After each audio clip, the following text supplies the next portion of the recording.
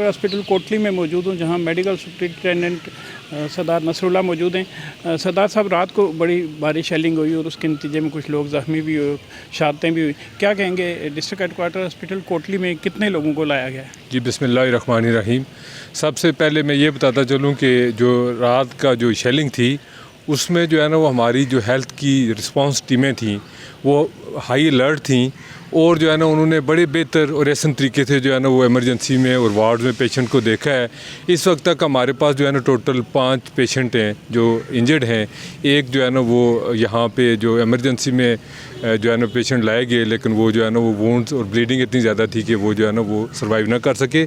लेकिन इसके बावजूद मैं ये बताना चाहता हूँ कि हमारे जो है ना हेल्थ वर्क फोर्स की जो मोटिवेशन है वो बड़ी हाई अप है, और हम बेहतरीन तरीके से जो है ना वो हमारा फ्यूचर में भी जो हमारे प्लान्स हैं कि हम किसी भी जो है ना वो इस तरह की जो है ना सिचुएशन को डील करने के लिए हम वक्त तैयार हैं।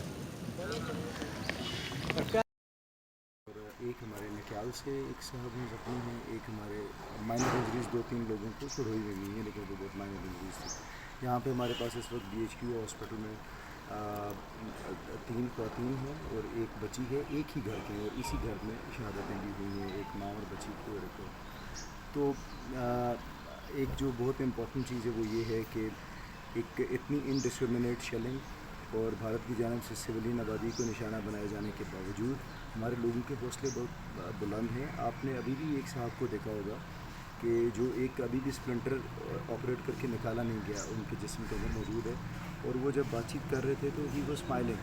तो ये हमारा मजमूई तौर पर हमारे LOC के लोग और हमारे आज़ाद कश्मीर पाकिस्तान के लोग जो हैं वो हर शख्स जो है वो अपने आप को एक फ्रंट लाइन सोल्जर समझता है, और वो अपनी ज़िम्मेदारी समझता है कि वो इस तरह की जहरियत को बहादुरी के साथ फेस करें। मेरा कोटली के लोगों के लिए यही पैगाम है कि आप कि जिस तरह हौसले बुलंद हैं इसी तरह से अपने हौसले बुलंद रखिए।